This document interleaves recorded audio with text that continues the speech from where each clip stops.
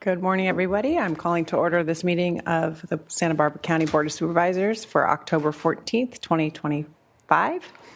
Madam Clerk, please call the roll. Supervisor Nelson? Here. Supervisor Lee? Here. Supervisor Lavanino? Here. Supervisor Hartman? Here. And Chair Capps. I'm here. At this time, please stand and join us to pledge allegiance to the flag. Ready? Begin. I pledge allegiance to the flag of the United States of America and to the republic for which it stands, one nation, under God, indivisible, with liberty and justice for all.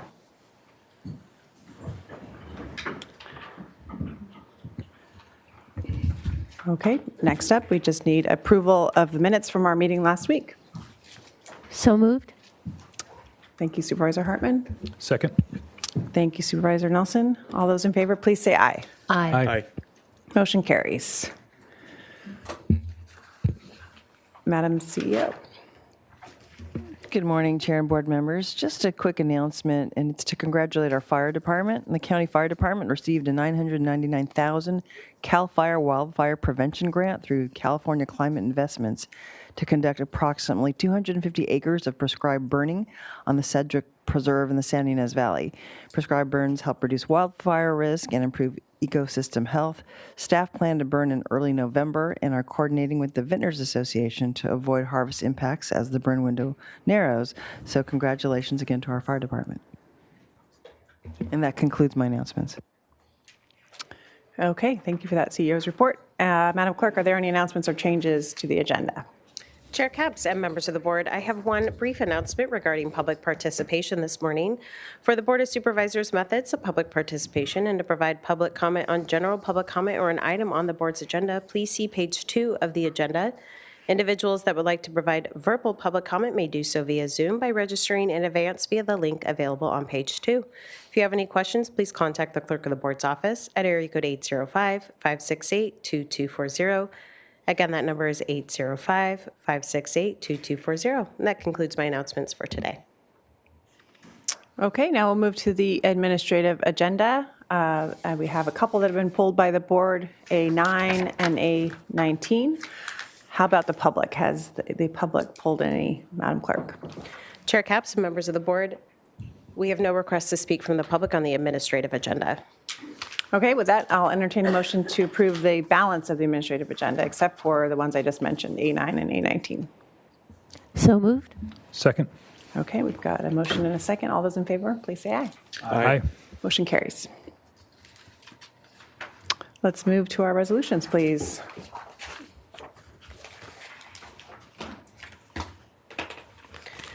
Chair Capps and members of the board, administrative item number 1 is sponsored by Supervisor Capps. It is to adopt a resolution proclaiming October 2025 as National Cybersecurity Awareness Month in Santa Barbara County. And joining us in person today, we have Chris Sherwick, Gary Coverdale, Andre Montessori, Greg Milligan, members of the Information Technology Department, ITD, EITC Policy Committee, and the Department Information Security Officers. And if you can please all make your way to the podium.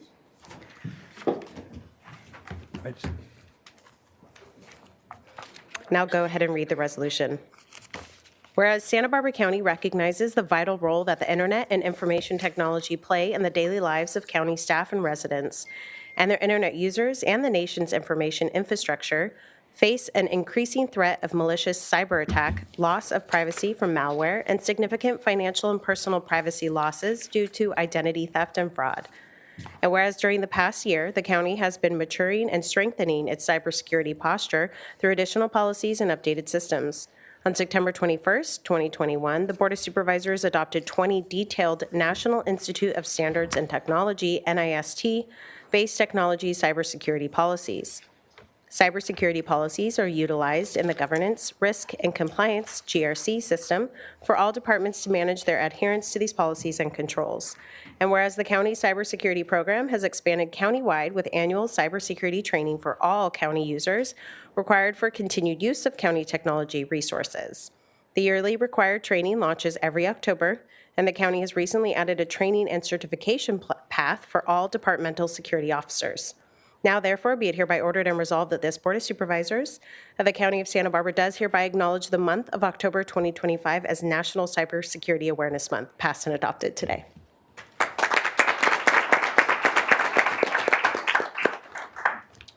Well, good morning, Chair Capps and members of the board. October is National Cybersecurity Awareness Month across the entire country. It is a good reminder for all of us to make sure that we are making the investments, we're going through the training, making sure all county staff are aware of the importance of protecting our county's data. So this is an important month for us, as you mentioned, Jacqueline, that this is an opportunity for everyone at the county to undergo formal training to make sure that we're doing the best we can in order to ensure that we're reducing the risk to our data, to our constituents, to all of us at the county. The bad guys are continuing to get smarter and smarter, and so we have to always just stay on top of making sure that we're doing everything we can to protect ourselves. So appreciate this opportunity, appreciate this resolution. Thank you. Thank you so much. Supervisor Hartman. I just wanted to add that going through that training, we do it for work, but it really helps at home too. I've caught things that are fraudulent coming at me at home given that training, so very appreciative of it. I know, I had the same too. Just something came across that didn't look quite right in my email and I didn't open it. So there you go. Okay, thanks so much. Madam Clerk, next resolution. Chair Capps and members of the board, administrative item number 2 is sponsored by Supervisor Lavanino and Supervisor Nelson. It is to adopt a resolution proclaiming the month of October 2025 as Arts and Humanities Month and commending Stephanie Hassett and the Ian M. Hassett Foundation for Community Arts Impact in Santa Barbara County. And joining us in person today, we have Stephanie Hassett, and from the Ian M. Hassett Foundation Board, Eric Hassett, Gary Lair, and Vicki Lair, as well as members from our Arts Commission. I'll go ahead and read the resolution. Whereas October has been recognized as National Arts and Humanities Month by the White House and Congress for more than 3 decades, celebrating the essential role of visual and performing arts, music, literature, and cultural expression in building human connection and enriching our communities. And whereas through the County Arts Commission and initiatives such as the Percent of Arts Ordinance and Arts Making Impact Grants, the county invests in dynamic public spaces, expands access to the arts, and enhances community vitality. And whereas this year, the County Arts Commission has recognized Stephanie Hassett and the Ian M. Hassett Foundation with the Leadership in Arts Award for their dedication to expanding arts access and fostering cultural growth in northern Santa Barbara County. And whereas Stephanie Hassett has built a lasting legacy of leadership, service, and community resilience by co-founding the Ian M. Hassett Foundation, stewarding the Santa Maria Arts Council, and helping to establish the City of Santa Maria's first public art master plan. And whereas the Ian M. Hassett Foundation has become an integral catalyst for the arts in northern Santa Barbara County, supporting emerging artists through scholarships, grants, and awards, creating mentorship opportunities for young people, and fostering artistic expression and confidence among adults with disabilities. Now, therefore, be it hereby ordered and resolved that the Board of Supervisors for the County of Santa Barbara does hereby acknowledge October as National Arts and Humanities Month, honoring the contributions of artists, cultural leaders, and residents who enrich the life of our county, passed and adopted today.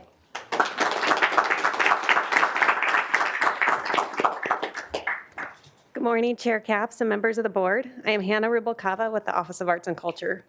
It is an honor to recognize the Ian M. Hassett Foundation and Stephanie Hassett with the 2025 Leadership in Arts Award. The Ian M. Hassett Foundation is powered by a dedicated group of volunteers, including teachers, friends, and family, who share a belief that everyone should have the opportunity to experience and create art. Together, they've built programs that open doors to creativity and inclusion throughout the Santa Maria Valley. It is a personal privilege for me to introduce Stephanie Hassett. Her contributions listed in the resolution would be enough to merit this recognition, but what makes her truly remarkable is she has done all of it while navigating some of life's most difficult circumstances with grace, resilience, and one of the best laughs you'll ever hear. While preparing for today, I searched for a message I wrote to her a few years ago telling her how much I admired her. I didn't find it, but what I did find was more than 10 years of messages asking her, "Can you help with this?" And Stephanie always replying yes.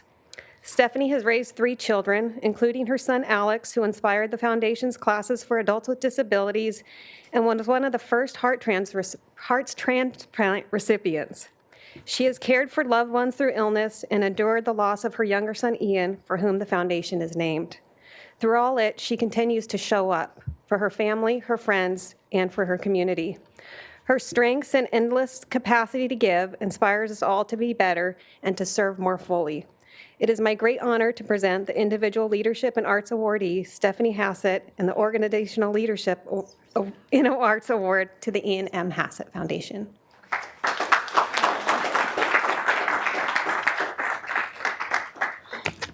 I will be brief. That was really nice and moving, and I'm not sure who that woman is, but thank you. Chair Capps, Supervisors Nelson, Lavanino, Hartman, and Lee. I am joined today by our Executive Director, Ian M. Hassett, as well as some of our supporters in the audience.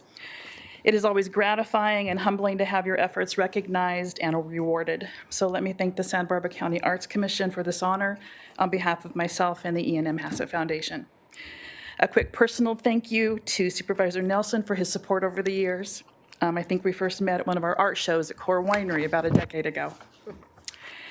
The goal of our foundation has been a simple one: to support and encourage young, emerging artists in our community. Over the last 12 years, we were able to accomplish that through new and innovative programs like our mobile arts trailer, our art shows for young adults that allow them to show and sell their artwork for the first time, and even our art classes for adults with disabilities. With the generous support of our community, we were able to establish an endowment account that will allow our annual grants to continue in perpetuity. We were only able to accomplish this with an army of supporters and volunteers who made these programs possible. For me, the goal was even simpler. As a mom, I just wanted to honor Ian's wish before he died, that we do what we can to help young artists like himself. Sorry, I did not think I was going to get emotional about this. I am not an artist. I draw really good stick people. But wanting to honor Ian threw me into a world that I was not familiar with. I felt sometimes like a square peg trying to fit into a round hole, but I was warmly welcomed by a group of creative and artistic people. I soon came to realize that for them, art was not a hobby. It was an undeniable driving force in their lives. For them, it was like breathing. And I saw how art infuses and enhances so many everyday aspects of our lives. My hope is that we have impacted the lives of young artists we have interacted with the last 12 years in a positive way, and that Ian would be proud of what we've achieved. Thank you so much.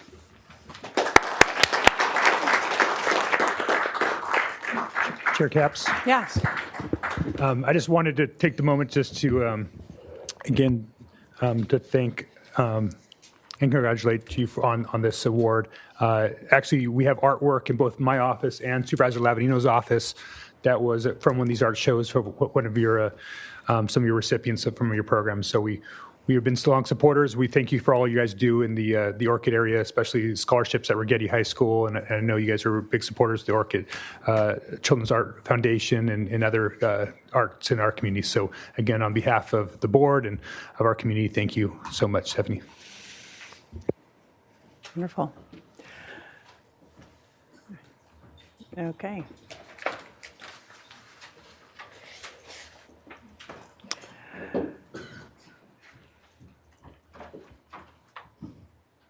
When we're ready, we will now take up the administrative items pulled by the board. Yes, thank you, Chair Capps and members of the board.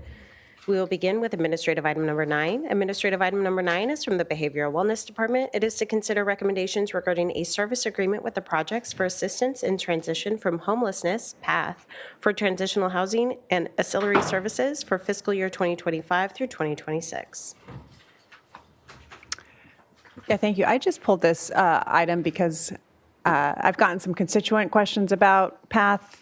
I know it's such a mainstay in Santa Barbara and the area. We've volunteered there, and it's just people are really concerned. Is PATH going away?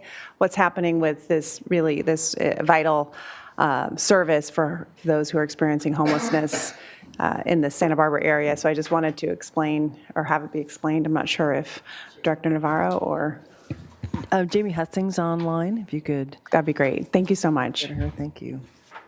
I know it involves the city of Santa Barbara more than us, but it is somewhat involved with the county, so I thought it would be helpful to explain it. Thank you. Good morning, Chair Capps and members of the board. This is Jamie Thank Hutzing, you. Assistant Director for Be Well. Yes, we are aware that the city is currently looking for an interim provider to help cover the shelter once PATH does exit at the end of this year. And the plan is to notify us in late November of the new provider. And so we hope that we will not need additional coverage because we will have a new provider at the beginning of the year. So no loss of continuity of care for our clients housed in that facility. In addition, this fiscal year, Be Well contracted with Dignity Moves for 10 additional beds, and then recently added 6 more to that.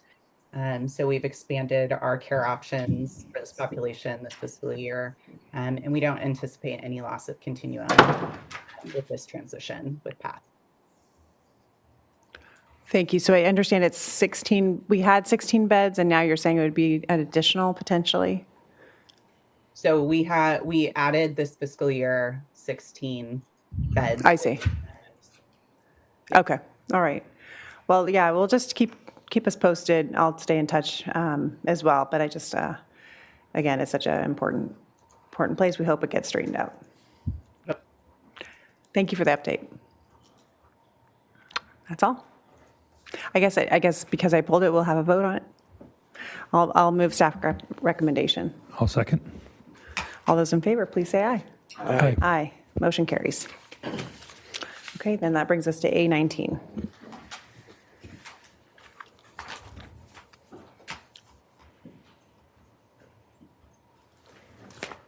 Chair Capps and members of the board, administrative item number 19 is from the Information Technology Department. It is to receive and file the ITAM 0551 Artificial Intelligence Policy approved by the Executive Information Technology Council, EITC, on September 24th, 2025. Yep. Yes, sorry. Thank you, Chair Capps. I pulled this item. I'm very interested in AI and its future in county government. I know Supervisor Hartman is also very engaged in the AI space. I recently got a chance to moderate a panel of CIOs and CTOs and county administrative officers about AI in county government up in at the Rural Counties Representatives of California annual meeting. And so one of the topics that we discussed in that meeting is embedded in this policies that we're about to move forward with in the county, and that's around transparency on AI. And so one of my concerns and something that's being talked about in some of the counties is about citing our work. When do we use AI? When do we not use AI? When do we tell people that we're using AI and how that affects the work that we do? I read through our draft policy here, or proposed policy. I had a few concerns about it because I believe about us requiring that our employees immediately, cite when they're using AI, because I actually frankly think we're using AI constantly in almost all products. And so I think we might get into that game of just, constantly having to cite or be out of compliance with the policy. And so I want to avoid that. I have some language that I created with AI to maybe soften that a little bit when it more applies to, professional or legal or department policies that we do that. So I like to have that maybe you guys maybe take a second look. I was actually going to maybe continue it today, maybe to next week. So you guys could look at the language that I have proposed to see if that's something that might be something that would be acceptable to you. I told you, Chris, I wouldn't jump you with it. I'm jumping you with it today. So that's why if the board would give us the chance to maybe continue to a next board meeting so they can look at some of this language and see if that would be appropriate and land appropriately, as well as run it by county council, which I'm sure is also concerned. Again, my issue is I think that it's hard for some people to know when they're using AI and when they're not. Yeah. And so then, I think the term that you have in this policy is substantive use. That's not defined as well. So I think this might soften it a little bit to get people to do it when they need to do it based on legal requirements or professional standards, but not necessarily trap us in this constant cycle of having to cite everything, which I think is also a problem because I think it also diminishes the value of some work in part because some people think it's created by AI, therefore it's somehow not as valuable. I think that AI has got a big future in county government, and I think, I'm really excited about what you're doing in your team. And so anyway, if my colleagues would support a continuance of this item to maybe just take a look at that and give some feedback for next meeting, I'd appreciate that if you would. Supervisor Hartman. Well, I'm really appreciative that you've taken a stab at this. And my question is more about training. I mean, I read the policy, but I'm not sure it sticks. And so I think we're going to need some kind of module that helps us, like the cybersecurity. I know that we're much further along with that, but AI is coming so quickly, and so to better understand and kind of wire it in our brains what our policies are, I think it would be really invaluable to have some kind of training. And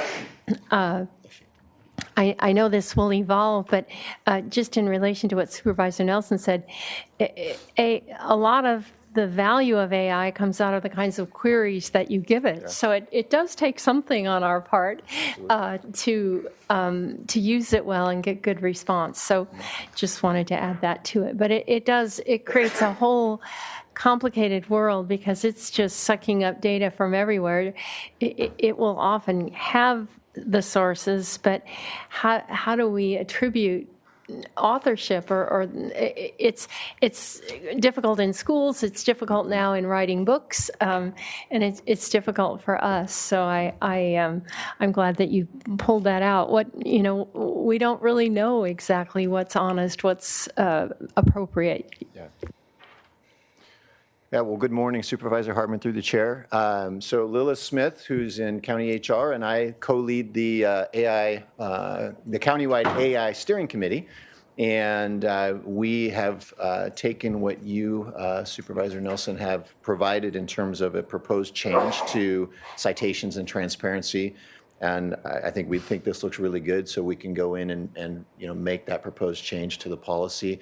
I think what we realize is we need a little more clarity around that topic of transparency, so it's more black and white in regards to when it's needed and when it's not needed, right? So we can make that change and then come back next week as well and double check with County Council as well on that. In regards to training, so internally within central IT at the county, we've actually been testing out a couple different training providers in regards to what they offer. We want to make sure that it's the kind of the right level, that it's effective training. And so we've been doing some of that. And if we find the right training partner, yes, we would like to provide countywide training so that things, like prompt engineering and how to effectively use AI, how to effectively use Microsoft Copilot. And on this policy. And on this policy as well, exactly, that we have the appropriate training because it's critical. AI is only as effective as how we use it internally, right? And so we need to make sure that our staff is trained and that the training as described in this policy is effective as well. Yeah. Supervisor Nelson. Yeah, so just one other piece, it became evident to me in this conference with over 40 counties there that we are one of the leaders in this space. And so again, that's give it a little bit more vetting than 5 minutes here. Yeah. So hopefully that will create a better policy. So I'll make a motion to continue A19 to our meeting on the 21st of October. I'll second. Okay, I'm fine with that. All those in favor, please say aye. Aye. Aye. Thank you. Motion carries. Thank you. Thank you. Okay, with that, we have finished the administrative agenda. And it looks like it's time to go to public comment.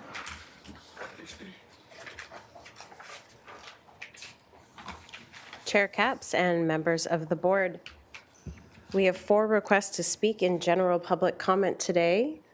We are going to begin here in Santa Maria with Ronald F. Owens Jr. Then we will go to Santa Barbara with Kiss the Comedian. Ronald?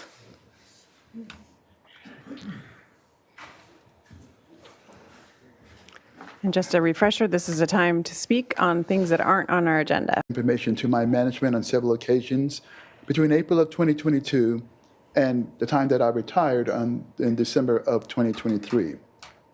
Unfortunately, they made it about me, the messenger, not about you, not about the people who are in the chambers or those who may be watching. I prematurely retired, immediately incurred a 55% pay cut, which is the difference between my salary and my pension. And I'm not sharing this with you to toot my horn.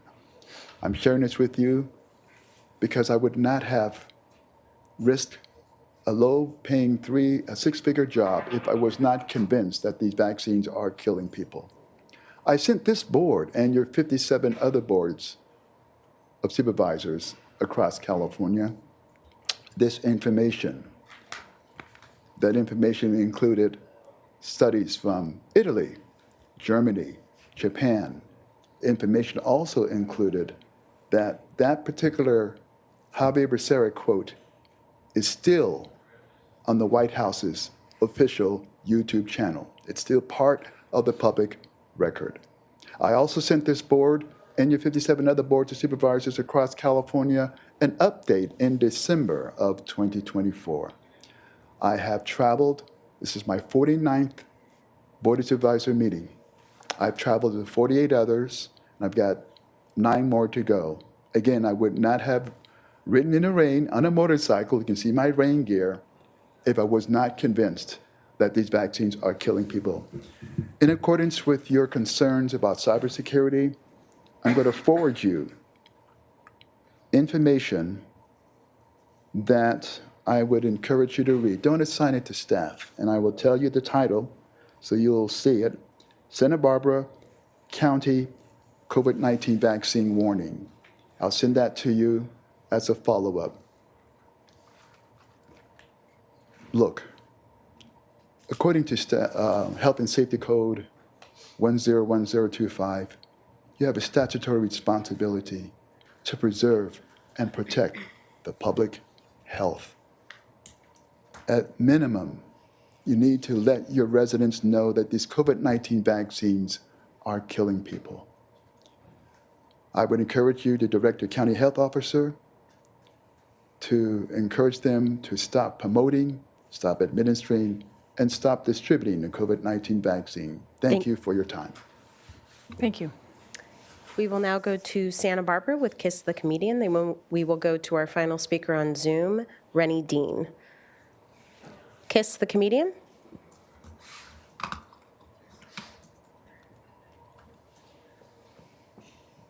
Steve Lavaganino. What's going on, buddy? How are you? Steve, can you hear me? Loud and clear. Hey, how are you, buddy? Okay, you're not going to respond. Okay, great. All right. I have a letter here. Good morning, government officials, councilmen, councilwomen, members of parliament, and the House of Lords and Emperors. My name is Kiss the Comedian. I'm an artist and a YouTuber, and yes, I am a black Republican. They're eating the cats and the dogs. The other night, I had a dream, a crazy one. I shot a commercial with Michael Jordan for his NBA or NBC debut on October 21st, Warriors vs. the Lakers, which is next week. In my dream, my character is a photographer for the broadcaster's poster. I'm wearing my Dallas Cowboys shirt. Michael Jordan is sitting on the bleachers next to Mike Triso and Noah Eagle with a cigar in his mouth and a baseball bat in his hand. I tell Michael Jordan, can you move a little edge? Can you move from a little edge just a bit inside? Jordan looks at me and asks me, what is your name, photographer? I reply, my name is Kiss the Comedian. Michael Jordan goes, well, Kiss the Comedian, you can kiss my, and then the screen NBC logo flashes on. Lakers vs. Warriors, October 21st. And in the background, the classic song starts playing. Sometimes I dream that he is me. You got to see. This is how I dream to be. I dream I move. I dream I groove like Mike. If I can be like Mike. If I can be like Mike. Be like Mike. Be like. Steve, do you ever want to be like Mike when you were growing up? Steve? Yes. Okay, just checking. And also, on a serious note, guys, I was wrongfully kicked out of the rescue homeless shelter. And Steve, I send you an email. I could really use your help, brother. If you know any services that offer hotel rooms, I don't know where I'm going to sleep tonight. They're kicking me out for interviewing people at the rescue mission and sharing their stories on my YouTube channel, Kiss the Comedian. And if you guys have any services that can help me out, and Steve, tell your dad, Larry, you know how much I adore your dad, and I'm trying to go to DC, make a name for myself, and make videos with the politicians and get on Fox News.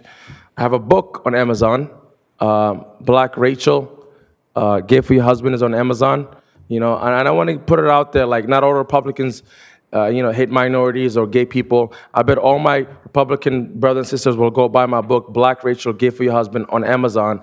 My dream is to sell 100,000 copies of my book on Amazon, Black Rachel. And Steve, I just want to say, if you guys can help me out, get a place tonight, or if you guys have any services, I appreciate it, and God bless. We will now go to Zoom with our final speaker, Rennie Strong. Rennie?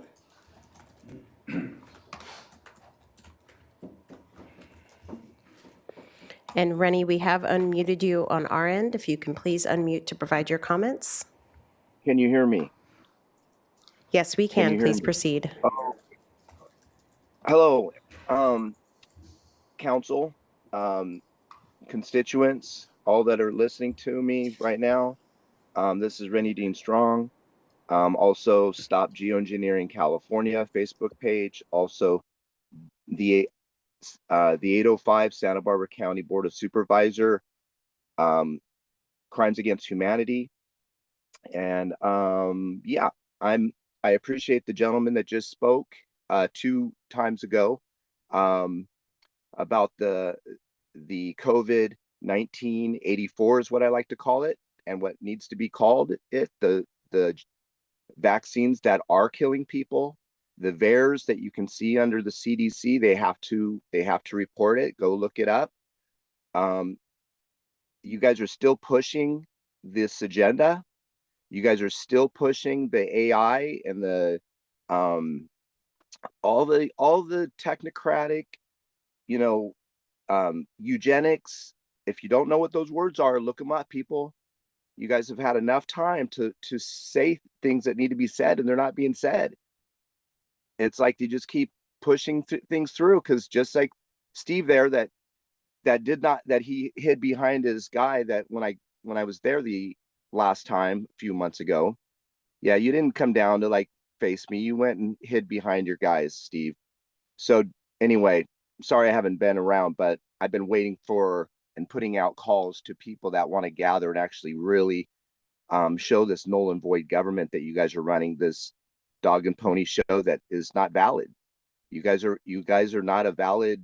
You guys have already broken every man-made law that you've created, every policy you've pushed, all the corruption that's going on with all that, and that makes you as a null and void government. So you have broken not just man-made laws, but laws that are above your laws, which are common law, and above that is natural law. Above that, well, not above it, but with it is universal law. Those laws are above your man-made laws, and you guys are all null and void government. And if people knew this and quit playing this dog and pony circus game and the bread and circus that Kiss the Entertainer wants to talk about, and get on TV and look all, get his face all looked on and looked up and whatever. Listen, we have serious issues going on, and they're not being addressed. We're not speaking up together and showing what they're doing to us, the county border policy pushers, what they need to stop doing, and the Palantir who's here at Brian Urig's family's American Storage, where the government is about AI and seeking everything about us, and they're going to use it against us, people. So don't do digital ID. Thank you, Rennie. Do not do any of this. And I'll see you guys That next is your time. time. And that concludes general public comment for today. Madam Chair, Okay. I have a couple public comments. Oh, It's sure. Not related to this. Yeah. Yeah, I wanted to highlight, I'm a member of the Santa Maria Elks Lodge 1538 here in Santa Maria, and we had our 53rd annual Law Enforcement Appreciation Awards, and some county employees were honored, and I just wanted to highlight them. One was Senior Deputy Probation Officer Jose Macedo. The other one was Santa Barbara County Sheriff Senior Deputy Special Duty Michael McNeil. And finally, from the DA's office, it was Investigator Stephen Ridge. And they get honored, the few-minute speech about what they did for the year. And I just think it's a great opportunity for us to highlight some of our county employees. And secondly, this is no relation to what happened earlier, but I just need to get some direction on, I wanted to talk about our warming centers for a second, because today was kind of an example, and I know we're all kind of feeling this, is that I got a call from a business owner that had somebody that was in their lobby because our whatever warming center we had set up closes earlier. They can't get into the regular shelter until 9, and there's kind of a disconnect there. So I just kind of want to say that I'd like to kind of address that in the future as we coming up against upon winter, that I kind of want to refresh my own memory about what our rules are, what centers we have, when do they open, who do we partner with, and as we get towards these winter months, it's kind of good to kind of hit that again. So just wanted to get that out there. Thank you. Okay. That's it for me. Yeah. Thank you so much. Thanks for the public who spoke. Okay. We are moving so quickly that we are going to go to departmental item number 1. Chair Capps and members of the board, departmental item number 1 is sponsored by Supervisor Lavanino. It is a hearing to consider recommendations regarding the transfer of general county programs discretionary funds to the city of Santa Maria, and there is a 4/5 vote required on this item. And I'm going to have Chief of Staff Corey Bantalon take care of this one. Welcome. Good morning, Chair Capps, members of the board. I'm Corey Bantalon in Supervisor Lavanino's office. With me this morning is Dennis Smitherman from the Santa Maria Recreation and Parks Department. We'll be presenting the item to transfer $1.5 million to the city of Santa Maria for the Santa Maria Sports Complex. Looks like they might have changed the name to the Community Sports Park. Just a very brief history. During the fiscal year 21-22 budget deliberations, the board set aside funding for several recreational opportunities, one of which was the sports complex. We did not immediately transfer the funds because we wanted to make sure the project was going to come to fruition and that all other funding had been secured. I'm happy to say that the city broke ground on the project earlier this year and that dirt is being moved every day, although I think they might be taking a day off today with the rain. And with that, I'll send it over to Dennis to give more details on the project. Good morning, Chair Capps, members of the board. I'm also joined by our Recreation and Parks Commissioner, Rebecca Carey. She is the chair in the audience, so thank you, Chair Carey. Today we're here to talk about the progress of the park and what our next steps are as we continue to move forward. As you can see, this is quite a large complex with typical park amenities, but also the large sports fields that we'll have, parking, and again, art wall, playground, your traditional sports fields amenities such as snack bars, large restroom areas, and large gathering areas. We've also added a couple of futsal courts, which is great for our community, as well as potentially pickleball or basketball courts. Right now, it's a 19.7 acre regional park located across from Adam Park and also known as Manami Park because of the community center. The construction began earlier this year. We had a great groundbreaking, and we're really on track at this point to be complete on October 2026, depending on, of course, the weather during the winter. As you know, this project has started back in 2015 was the first iteration of the concept drawing. We went out to community meetings, stakeholder meetings, and really invited the community to participate in what they would think a sports park needs, and this is what was developed. We held 10 to 15 of these meetings throughout the community, gathered years of input and data before our first grant was written and was successfully awarded. So currently, we have $6.1 million committed by the state of California, the statewide park development grant through Parks and Recreation Department. We have this contribution. We have the city of Santa Maria at least at $1 million. We do have an earmark funding of $1 million. And even more recently, I have updated numbers for the community development block grant. That'll be closer to $2 million, all for this first phase of the community sports park. Like we discussed, we'll have 4 soccer fields in this phase. The basketball courts, community input continues to come in, so we did modify that design a little bit, where we're adding 1 full court and then 2 half courts to allow for multi-use play. We have our walking trails with exercise stations, which you've seen throughout the city and are very popular. Restroom buildings and playgrounds, seating plaza with art wall, and your traditional amenities. Lighting and electrical will be around the park. We'll do sports lighting to light the fields at a future phase. So as we discussed, site grading is been completed. We're really excited about that. They've been moving dirt nonstop and should be wrapping up. Utilities and paving will continue throughout the year, of course, weather dependent. Landscaping and amenities, we hope to kick off in the spring, and of course, opening October 2026 with a little asterisk as allows. We're excited to be utilizing smart equipment, including a weather system, irrigation system that is weather dependent. I'm not going to try to pronounce that too clearly. Phytoremediation landscaping. As this is previous agricultural land, we're going to be using plants that really clean that earth and clean the water as it trickles down. All the lighting will be LED and energy efficient. We have some great native trees coming in and plants throughout the site. As you know, this has been about a 10-year project so far with thousands of member input from the community. Outside the community, we do believe that it'll be a strong economic driver for the city and county, and we're going to make sure that it is a sustainable park for our community to thrive and play and really have a great time. It's been much needed and long overdue, and so we're excited to continue to move forward. I'm available for any questions. Thank you so much. Supervisor Lavanino. Well, let's take questions first. Okay, Supervisor Hartman.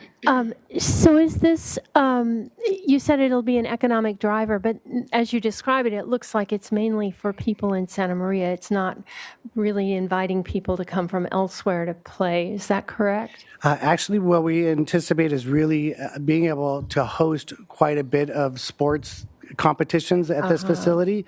Across the street, we have a basin that we'll be able to utilize as well for additional sports fields. So we could be hosting 7, 8, or 9 games at a time, really to bring in those outside groups who are interested in tournaments and organized sports. Yeah, there is a huge demand for that, Absolutely. and people travel all over the state, and it does bring a lot of families and restaurants and hotels and RV parks. Okay, well, thank you. I didn't understand that.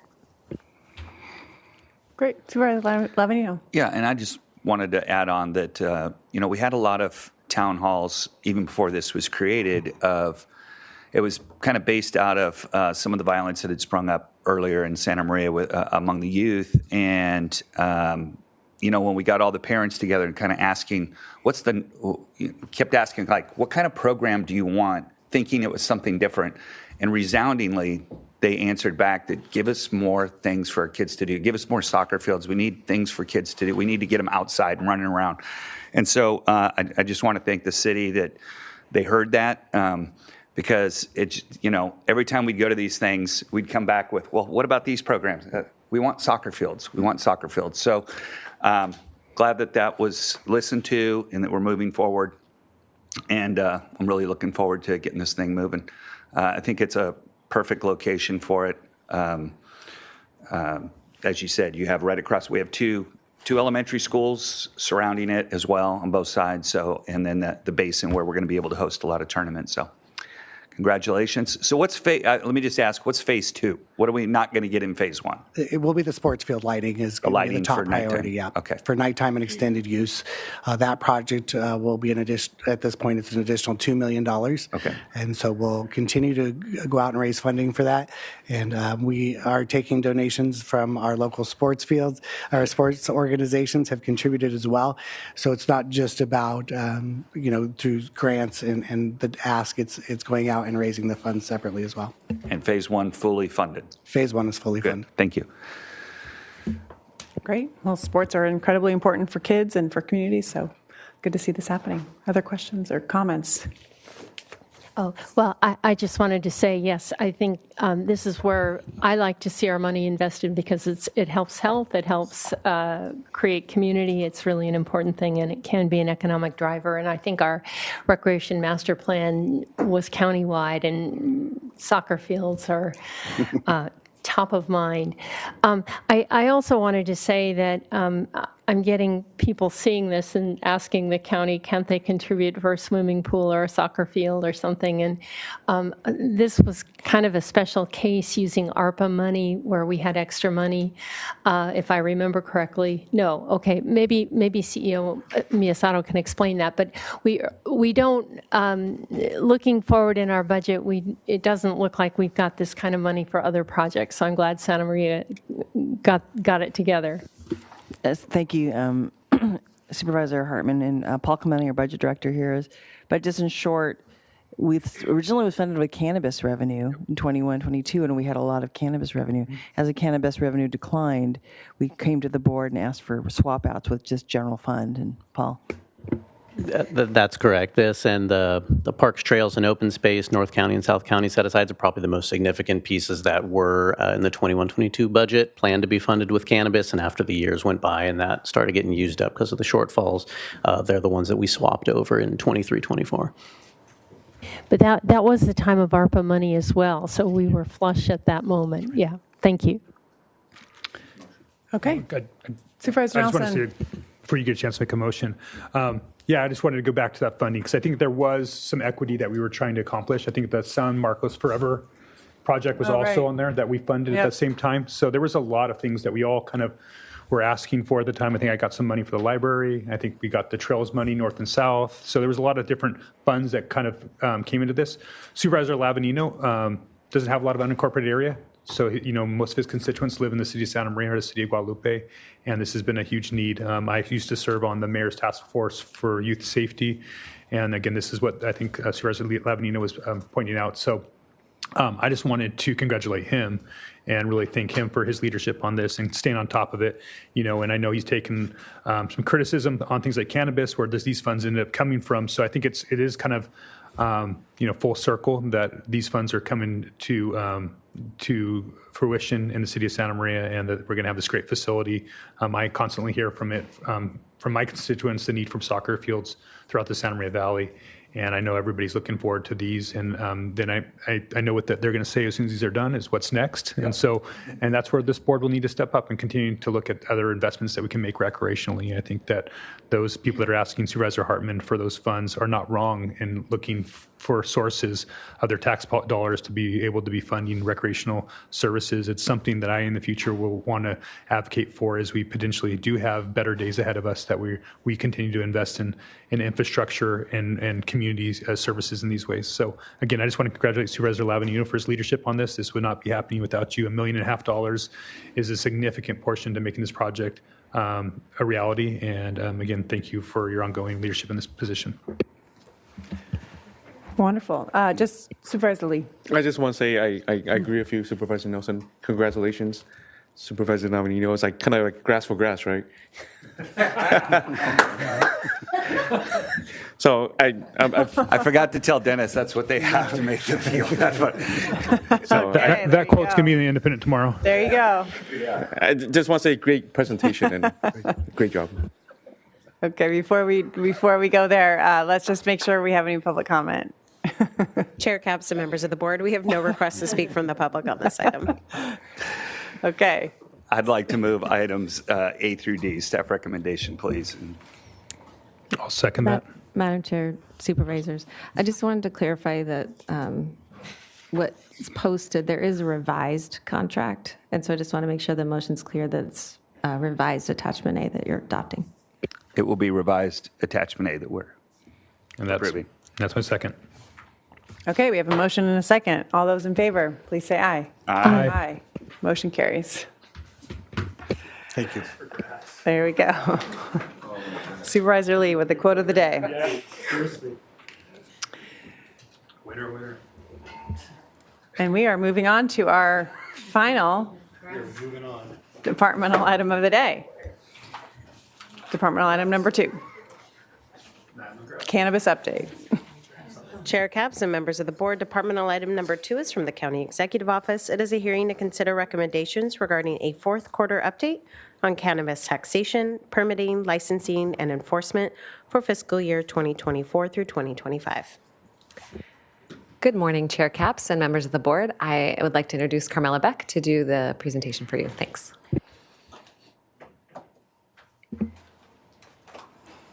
Okay, so thank you, Ms. Oderman. Good morning, Chair Capps and members of the board. As mentioned, I'll be presenting today's fiscal year 2024-2025 cannabis taxation, permitting, licensing, and enforcement report. I'll be touching on the following 4 topics, including tax receipts and compliance, land use permitting and business license activity, enforcement of illegal activity, and objectives for the upcoming quarters. The Treasurer Tax Collector Office collected approximately $1.1 million in cannabis gross tax receipts in quarter 4. Current quarter 4 collections were less than last year's fourth quarter. The fiscal year 2024-2025 total cannabis revenue is $5 million, $400,000 below the projected tax revenue of $5.4 million. The Treasurer Tax Collector Office provided a breakdown of cannabis tax revenue collection by category for fiscal year 2024-25, with the largest share of revenue coming from non-outdoor cultivation, which includes operations in buildings, greenhouses, and those who use artificial lighting. In Q4, non-outdoor cultivation generated $625,000, totaling $2.6 million for the year.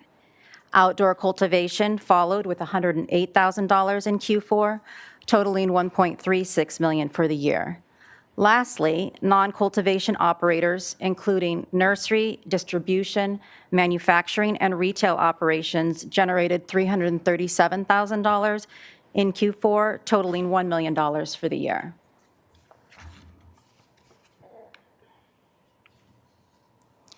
With regards to tax collection and reporting, we had 50 operators in Q4 who were required to report their gross receipts. Of the 50 operators, only 2 operators did not report. They are not currently in operation, and they do not hold state or county licenses.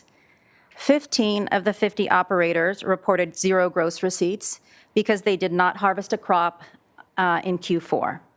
33 of the 50 operators reported their gross receipts and made timely payments.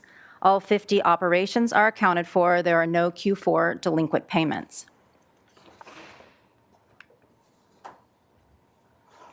Planning and Development is continuing with their land use permitting activities. Proposed ordinance amendments to reduce the acreage cap were effective as of September 26, 2025. The Carpinteria area allowed cultivation acreage cap is now reduced from 186 acres to 134 acres. The submitted, approved, and issued acreage is approximately 133 acres.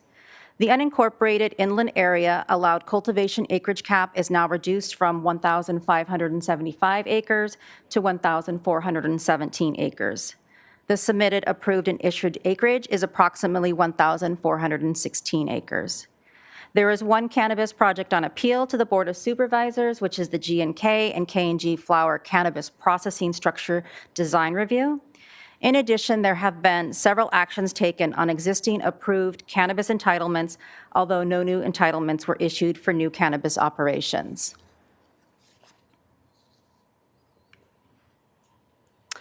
Since the board's adoption of the odor abatement requirements in the Land Use Development Code, Article 2 of the Coastal Zoning Ordinance, and in Chapter 50, staff has identified 31 operators impacted by the newly adopted requirements to install multi-technology carbon filtration or equivalent equipment. Planning and Development staff have received 5 odor abatement plans that require revisions. 11 operators with filters already on site need to submit updated odor abatement plans, and the remaining 15 operators without filters on site also need to submit odor abatement plans. Staff continues to encourage early submissions to allow ample time for review and revision prior to the March 18th, 2026 installation deadline. As mentioned in the board letter, on September 8, 2025, the California Coastal Commission hearing voted to conditionally certify the county's cannabis odor amendments with minor suggested modifications. The Coastal Commission conditional certification of the cannabis odor amendments will be presented to your board next week on October 21st. Upon board approval, a resolution acknowledging and accepting the suggested modifications will be forwarded to the Commission's Executive Director, who will make a determination that the county's actions is adequate to effectuate certification. If the Commission takes no further action, the amendments will become final and effective.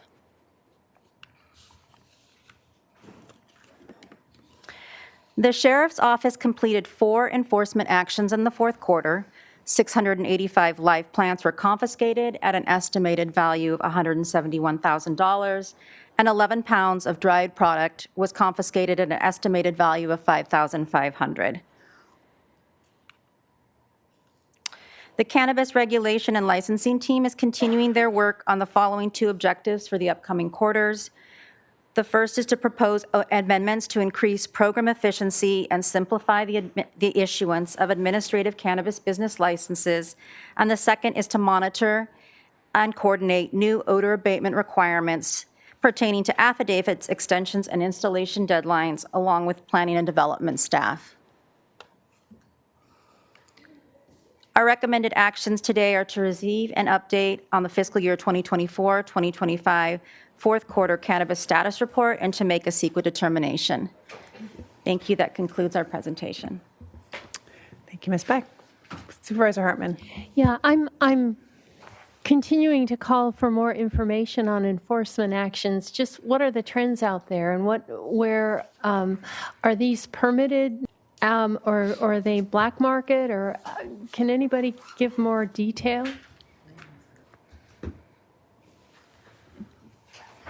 Oh, Commander Rainey.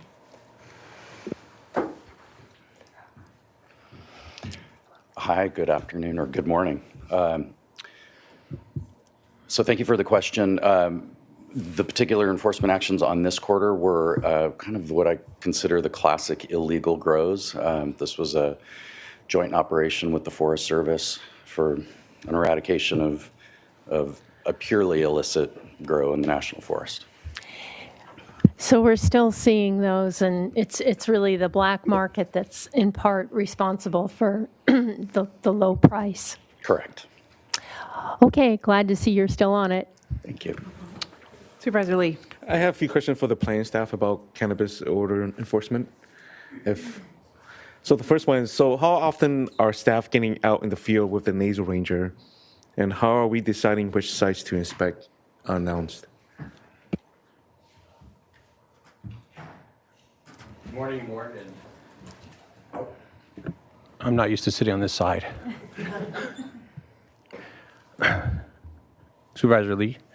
To respond to that question, staff is in the field at least weekly, not at least weekly, they're out in the field weekly, and they're doing 2 functions in the field, which is permit compliance, monitoring conditions of approval, as well as what has been termed as unannounced site visits. And they're also out there doing nasal ranger testing. And those nasal ranger testings locations based on patterns that we're seeing by a number of complaints that are being received, and coming out of odor compliance inspections as well. So we're building a baseline of data as far as information, as far as the nasal ranger readings are being received or obtained. So that way, when the ordinance goes into effect next year, that we'll have a baseline of data that we can articulate where we're seeing hotspots of data as far as meeting that D over T threshold. Good. And just a follow-up question. So can you talk about how we're using the data to track odor complaints enforcement, and how that information will be shared with the public so people can see what the progress that we're making? Supervisor Lee, through the chair, as stated previously, we are out there collecting the data.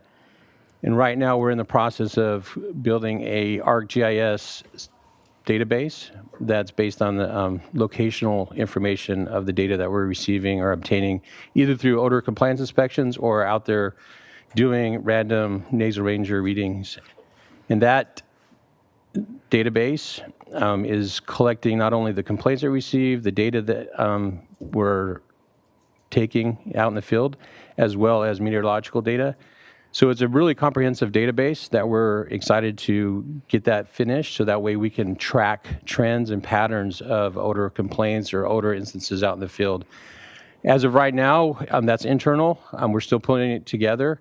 We're exploring of how and what that would look like as far as pushing that out to the public through our internet, through their web pages. As of right now, we're still putting the data together and examining it internally. But the goal is that we could be able to start pushing some data out once we get it finalized. Good. And just one last question. So what's being done to make sure residents know how to report these odors and the operators clearly understand the new standards? Supervisor Lee, through the chair, we've, since we met earlier this year with the odor amendment package, we've been working not only on this database to collect a lot of information, but we're also amending our odor complaint form. And sorry, this is going to be shameless, but as Supervisor Lee's suggestion, we are working on that complaint form to allow people to drop a pin, a location, so that way when they observe odor, they can actually put a location on a map. That map is tied to our database, so then that way we can track where odor is being observed, and then it's tied into the database, and then we can add that to the trends that we're looking at. So that's what we're doing to outreach to the public to make it more user-friendly as far as submitting complaints. We're hoping to go live this week with that, but we're still testing it to make sure that when people are interacting with the map that we're capturing the data correctly. Thank you. Supervisor Nelson. Yes, thank you, Chair Capps. My question was going back to the presentation. I believe it was slide number 7 on odor abatement. And I just had some questions about the remaining unincorporated area and those 5 impacted operators. So would these be inland operators that we're looking for their odor abatement plan now to be signed off by an engineer? I'm just trying to identify. Supervisor Nelson, through the chair, you're asking about the 5 operators in the remaining unincorporated area. I know a lot of our focus on odor abatement has been around the Carpinteria area, but I was curious on what does remaining unincorporated area, are those the inland operators? Yes, and they still need to submit OAPs. Okay, they already had OAPs, but these now need to be signed off by. They have not submitted. So the 5 on the line item there, it says remaining unincorporated, there's 5 there. They have not submitted OAPs, and they still have yet to do so. So these are existing operators that have been operational without an OAP? Well, I guess I'm just trying to figure out what the trigger was for them now to submit one. I know we wanted it to be signed off by a licensed engineer. That's correct. But most of these already had OAPs essentially with their initial entitlements.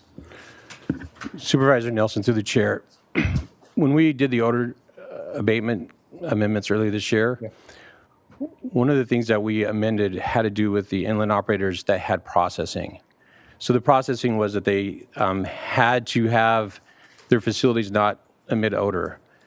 What the amendments that we did required them then now to have an odor abatement plan to ensure that those processing facilities are having some type of system inside of them. So that's really what that 5 is talking about, is those inland operators that have processing and that they have an odor abatement system for the processing facility.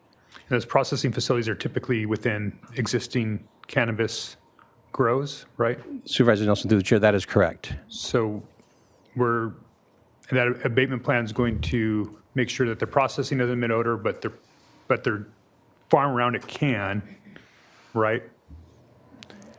Supervisor Nelson, through the chair, that is correct. Okay. So we don't have requirements at this point for outdoor grows. Right. So this is really focusing on where the processing is occurring. And differentiating the odor that's coming from the processing versus the grow itself. And then having a licensed engineer signing off that the processing odor is abated. Supervisor Nelson, through the chair, that is correct. Okay, just want to make sure I understand that correctly.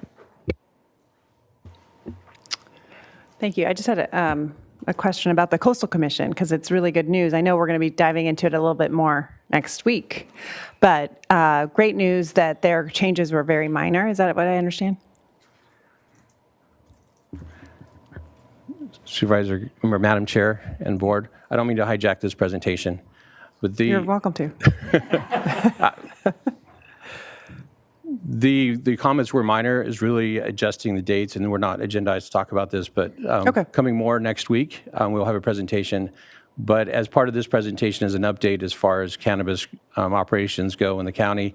The comments from the Coastal Commission were minor, and we're hoping and targeting, and we'll probably talk more about this next week, that we can get back to the Coastal Commission by the end of the year, which would be December, for them to finalize the local coastal plan amendments.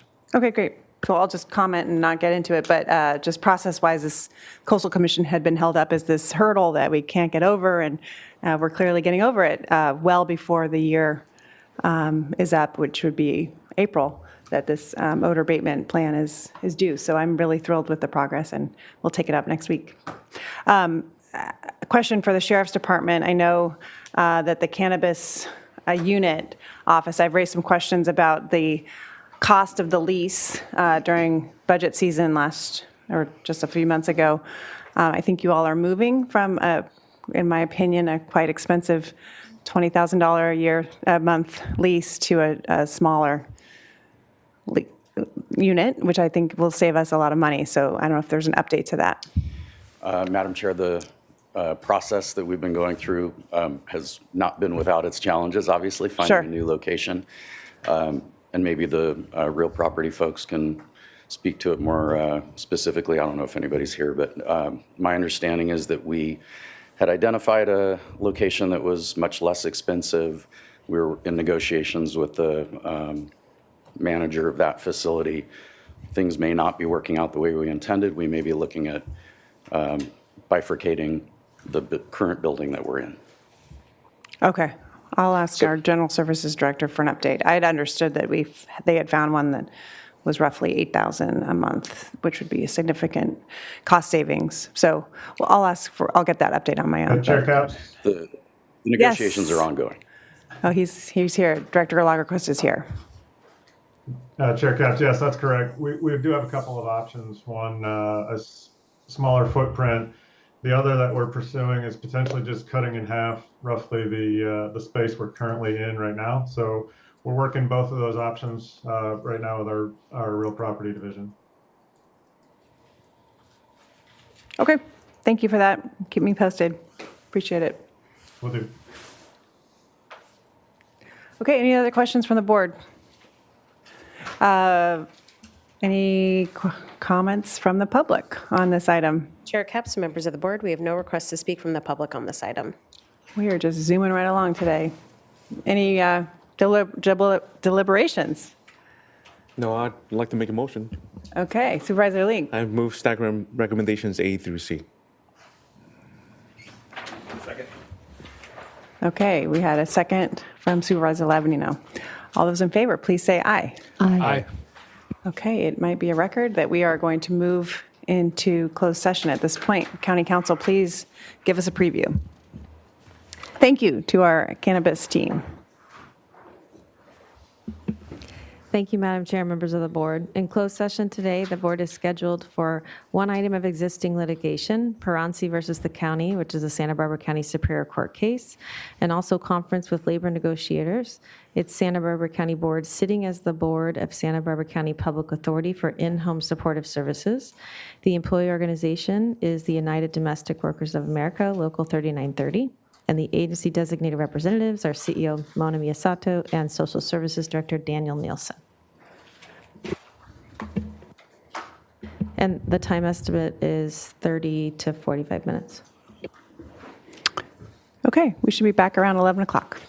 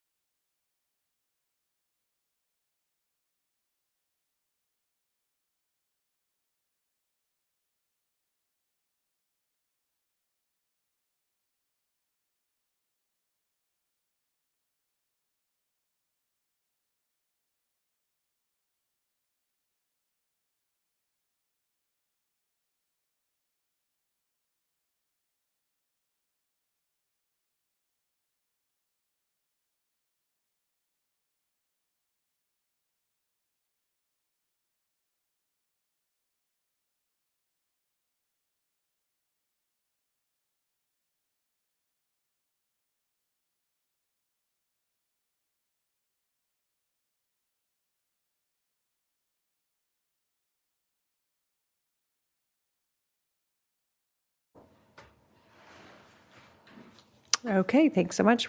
County Council, please give us a report. Thank you, Madam Chair, members of the board. The board met in closed session of one item of existing litigation, Paransi versus the county, and conference with labor negotiators for United Domestic Workers of America, and the board took no reportable action. Okay, with that, I will adjourn this very brief meeting, and we will see you next week.